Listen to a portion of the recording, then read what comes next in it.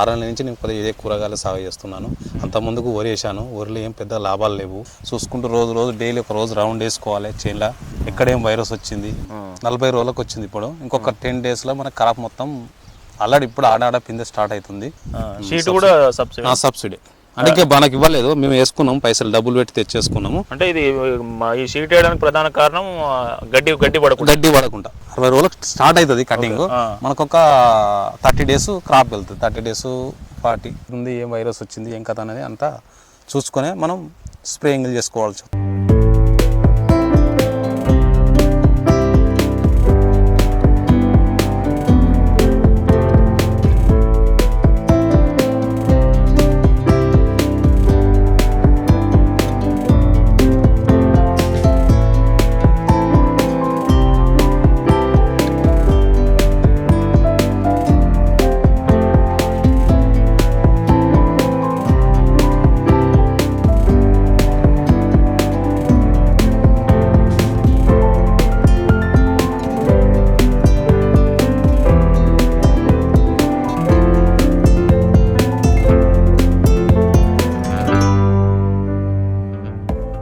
Welcome to Pallavi TV. ప్రస్తుతం మనం సిద్దిపేట జిల్లా మనకు చేర్యాల మండలం కమలాయపల్లి అనే గ్రామంలో ఉన్నాం. సో ఇప్పుడు ఎలినినో ప్రభావం వల్ల తక్కువ నీటితోని ఇప్పుడు అత్యాధునిక పంటలు సాగు చేస్తూ లాభాలు గడిస్తున్న రైతు దగ్గరికి మనం వచ్చినాం. మనం చూడవచ్చు మన వెనుక ఇది బీర సాగు కనిపిస్తూ ఉంది. సో రైతుతో మాట్లాడదాం. ఇప్పుడున్న రైతులందరికీ ఆయనకి ఈ ఆదర్శ రైతు ఎట్లాంటి సూచనలు చేస్తూ ఉన్నారు, సో తక్కువ నీటితోని అత్యాధునిక పంటలు ఎట్లా సాగు చేసుకోవాలి, ఇట్లా అన్ని విషయాలు మనం రైతుతో మాట్లాడి తెలుసుకుందాం. ఏం పేరు నీ పేరు? Ellareddy, Kamalayapalli village, Siddipet district, Cheryal mandal. నేను వచ్చేసి ఇప్పుడు ఈ బీర సాగు ఒకటి, కాకర సాగు, టమాటా, కుకుంబారు ఇవన్నీ సాగు చేస్తున్నాను. మంచి వాటర్, ఎన్ని కొద్ది వాటర్ ఉన్నతోటి మనకు పంటలని అరతడి పంటలని మంచి పంట తీయొచ్చు. కాకపోతే ఈసారి ఇంకా ఇప్పుడు నేను వచ్చేసి కూరగాయ తోటలకు వచ్చేసి 6 నెలలు అవుతుంది. 6 నెలల నుంచి నేను కొద్దిగా ఇదే కూరగాయలు సాగు చేస్తున్నాను. అంత ముందుకు వరి వేసాను. వరిలో ఏం పెద్ద లాభాలు లేవు. చూసిన డాడీ ఉన్నప్పుడు కూడా అప్పటి నుంచి కూడా వరి అనుకుంటూ వచ్చి నేను వచ్చేసిన 6 నెలల నుంచి వచ్చినాక మొత్తం నేను వరే బంద్ చేసుకున్నా. ఇక ఏమున్నా తిండి తినడానికి ఒక దొయ్య పెట్టుకుంటున్నా, మొత్తం కూరగాయలు సాగు చేసుకుంటున్నాను. ఇప్పుడు ఏ సంవత్సరం అయితే, పోయిన సంవత్సరం చూసుకుంటే ఈ సంవత్సరం అయితే మరీ ఘోరం వర్షాద ప్రభావం అయితే బాగుంది. అరుత దానికి ఉన్న వాటర్ తోటైనా కొద్ది వాటర్ తోటైనా నేను బీర సాగు, కాకర, టమాటా ఉన్న కాడికి మొత్తం ఇదే కూరగాయల సాగు చేస్తున్నాను. ఇప్పుడు రైతులంతా పత్తి విత్తనాలు పెట్టలేని పరిస్థితి, వర్షాలు లేవు, వాటి వరి పెట్టలేని పరిస్థితి. ఇప్పుడు కొద్దో గొప్ప నీళ్లున్న రైతులు ఇప్పుడు కూరగాయ పంటలు సాగు చేసుకోవాలంటే ఎట్లాంటి కూరగాయల పంటలు సాగు చేసుకోవచ్చు?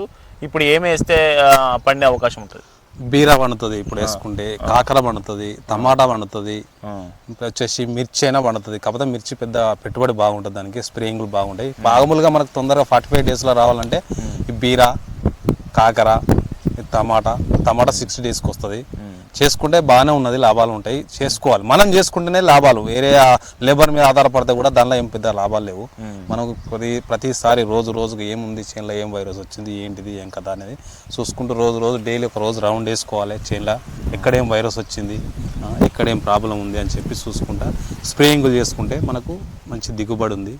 ఇప్పుడు ఇది పెట్టి ఇదేం తోట? మనం బీర తోటలో ఉన్నాం. అవును. ఈ మొక్క పెట్టి ఎన్ని రోజులు అవుతుంది? ఇది వచ్చేసి 40 డేస్ అవుతుంది సార్. 40 డేస్, 40 రోజులకు వచ్చింది. ఇప్పుడు ఇంకొక 10 డేస్లో మన క్రాప్ మొత్తం ఆల్రెడీ ఇప్పుడు ఆడాడ పిందె స్టార్ట్ అవుతుంది. ఇంకొక 10 డేస్లో ఆల్రెడీ క్రాప్ స్టార్ట్ అవుతుంది. ఆల్రెడీ ఫుల్ క్రాప్కి వస్తుంది, మొత్తం చిన్న కాడ కాయ దిగేస్తుంది. ఇప్పుడు అక్కడ ఒక కాయ ఉన్నదేనా? అవునవును, అది బీరకాయ స్టార్ట్. ఎన్నో ఒకటి స్టార్టింగ్లో ఏమవుతుంది అంటే కొంచెం ఎన్నో చెట్టు ముందుగా మొలిచిన చెట్టుకు క్రాప్ వస్తుంటుంది. ఆల్రెడీ వచ్చేసింది, పిందెలు వస్తున్నాయి ఆడాడ. ఒక 10 డేస్లో వరకు మనకు క్రాప్ కటింగ్ స్టార్ట్ అవుతుంది. ఇప్పుడు ఈ మల్చింగ్ అనేది, మల్చింగ్ షీటు కింద డ్రిప్, ఇదంతా ఈ విధానం అంతా ఎక్కడ నేర్చుకున్నారు మీరు? మీకు అధికారుల సలహాలు ఎవరైనా ఇచ్చిరా? మాకు అధికారులు ఎవరు ఇవ్వాలండి. మా అన్న అనేది వెంకటాపూర్ ఉంటాడు, నరసింహారెడ్డి. ఆయన ద్వారా నేను ముందు ఫాలో అయినా. ఆయనే మనకు చూపించింది కూడా ఆయననే.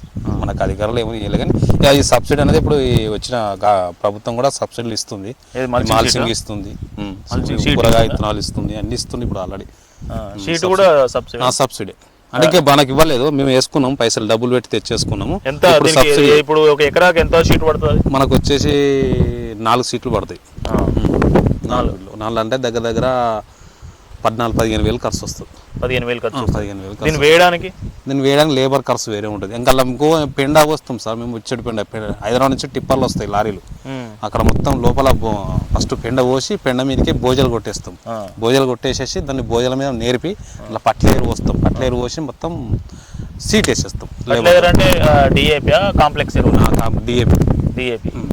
డిఏపి పొటాష్ మామూలుగా మనకు అలా పోయరాదు కదా, తర్వాత ఏం పోయరాదు. అది పోసేసినాం అనుకో, పోసినాక ఒక 10 రోజులు ఆగుతాం. లేదా సీట్ వేసినాక మొత్తం అయిపోయినాక ఒక 10 రోజులు ఆగి ఇత్తనం పెట్టేస్తాం. అది వరకు ఏమవుతుంది అంటే లోపల అంతా ఎరువు గిరువు అంతా మాగుతుంది. ఇప్పుడు ఈ షీట్ మీద హోల్స్ కూడా ఫస్ట్ పెడతారా? అది అక్కడి నుంచి వస్తుంది కంపెనీ నుంచి. మనం ఎట్లా తీసుకుంటే అట్లా కంపెనీ. ఇప్పుడు షాప్లోకి వెళ్తాం కదా, మనకు సీట్ ఓల్తో కావాలంటే ఓల్ తోడు ఉంటుంది, లేదు నార్మల్గా ప్లేన్ కావాలంటే ప్లేన్ ఉంటుంది. దానికి దీనికి ఒక 100 రూపాయలు డిఫరెంట్ ఉంటుంది. అంటే ఇది ఈ షీట్ వేయడానికి ప్రధాన కారణం గడ్డి పడకుండా మంచి గ్రిప్, షేన్ కూడా బాగా వస్తుంది. మరి మాల్సింగ్ వేసిన షేన్ వేరే ఉంటుంది, మాల్సింగ్ వేసిన వేరే ఉంటుంది. లైఫ్ ఇస్తుంది అన్ని విధాలుగా. దానికి వేరే వ్యవస్థకు అనేది మంచి కరెక్ట్ వాటర్ అందిస్తుంది. దానికి వాటర్ ఎక్కువ ఇప్పుడు వర్షాలు ఎక్కువ పడ్డా కానీ దానికి ప్రాబ్లం కాదు. అదే నువ్వు మామూలుగా చూద్దాం. ఇప్పుడు ఇది ఎంత తిన్ను ఉంటుంది, ఎంత తిక్కు ఉంటుంది? ఒక పంటకు సరిపోతుందా, 2 పంటలకు వస్తాయి? మనకు 1 ఇయర్ వస్తుంది. 1 ఇయర్. 1 ఇయర్ అంటే ఇప్పుడు బీర పంట అయిపోయింది ఇందులో. అవును. నెక్స్ట్ మళ్ళీ పంటకు కూడా వస్తా? మళ్ళీ పంట వస్తుంది. మళ్ళీ 2 పంటలు తీస్తాను నేను. దీన్ని ఏం చేస్తామంటే మళ్ళీ కోసేసినాక దీన్ని మొత్తం మీద ఉన్న గడ్డి ఏమైనా ఉంటే తీసేపిస్తా. దాన్ని బాగా మనం ఇష్టం ఉన్నట్టుగా దాన్ని అడ్జస్ట్ చేస్తే ఏముంటే చినిపోతుంది. ఓకే. ఇక చాలా డెలికేట్ గా వాడుకోవాలి. ఇప్పుడు ఇది ఈ బీర కటింగ్ చేసిన తర్వాత మళ్ళీ అక్కడే ఇంకొక విత్తనం పెడతాం. మళ్ళీ వేరే వేస్తాం. కాకర పెట్టుకుంటాం. ఇప్పుడు బీర పెట్టిందల్లా కాకర పెడతా, కాకర పెట్టిందల్లా బీర పెడతా, లేకపోతే టమాటా. అట్లా మూడవ క్రాప్కి వచ్చే వరకు ఏమైందంటే అప్పుడు టమాటా అయితే జనం మంచిగా వస్తుంది. ఈ 2 తీగ జాత అంటే కొంచెం పెట్టుబడి ఎక్కువ కూడుకున్నది. ఇక టమాటా అయితే కొద్దిగా అలకటి పంట కాబట్టి 3వ పంటకు టమాటా ఇస్తా. అప్పుడు టమాటా స్టేకింగ్ చేస్తాం మేము. ప్రతి ఒక్కరు ఆ రోజు వాళ్ళు తినడంలో కూరగాయలు తినాల్సింది ఖచ్చితంగా. సార్ డిమాండ్ ఉన్న పంటలే కదా.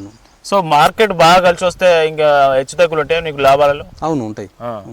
మనకు మార్కెట్లో కూరగాయల డిమాండ్ ఉందనుకో, మనకు ఊహించని లాభాలు వస్తాయి. ఇప్పుడు హైయెస్ట్ గా మీరు లాభాలు గడించిన 1 ఎకరా బీర మీన, 1 ఎకరా కాకర మీన, 1 ఎకరా టమాటా మీన? నేను సమ్మర్ లో పెట్టినా, మొన్న 1 ఎకరం టమాటా పెట్టినా.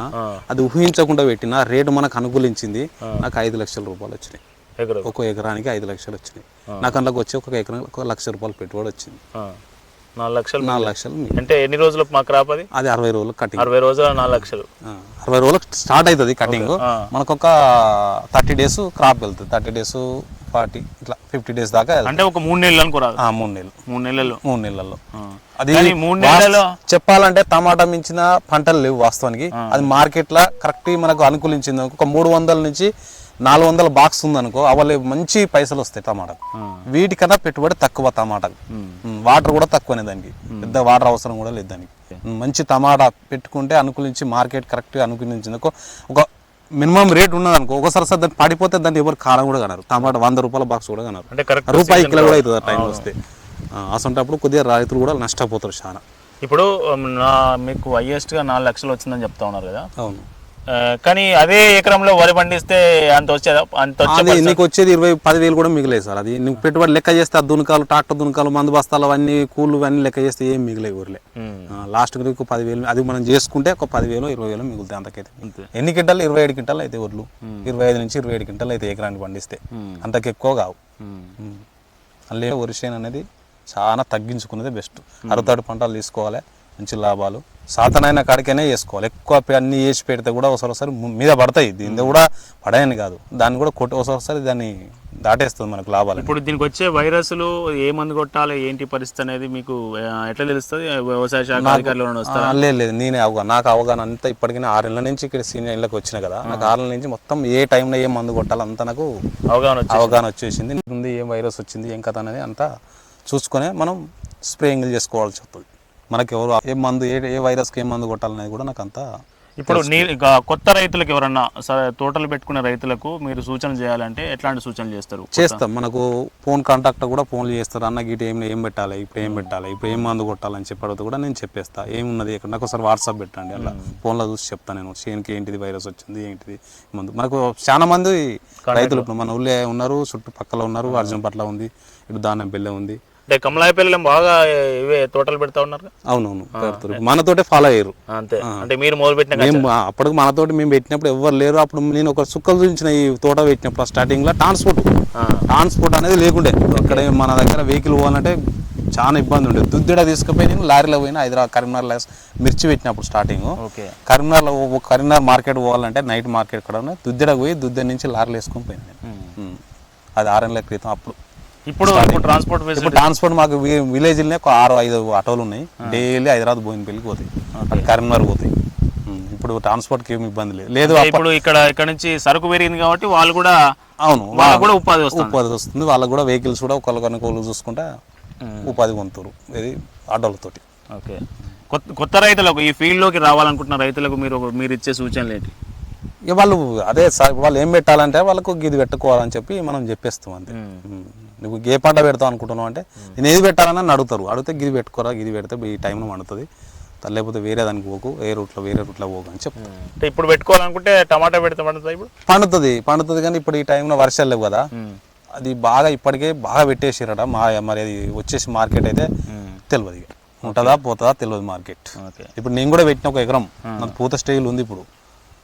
ఇప్పుడు వర్షాలు పడితేనే దానికి రూపాయి వస్తుంది వాస్తవానికి. అక్కడక్కడ వర్షాలు పడి తోటలు పోతుంటే ఉన్న తోటకు ఉన్న కాయకు విలువ ఉంటుంది.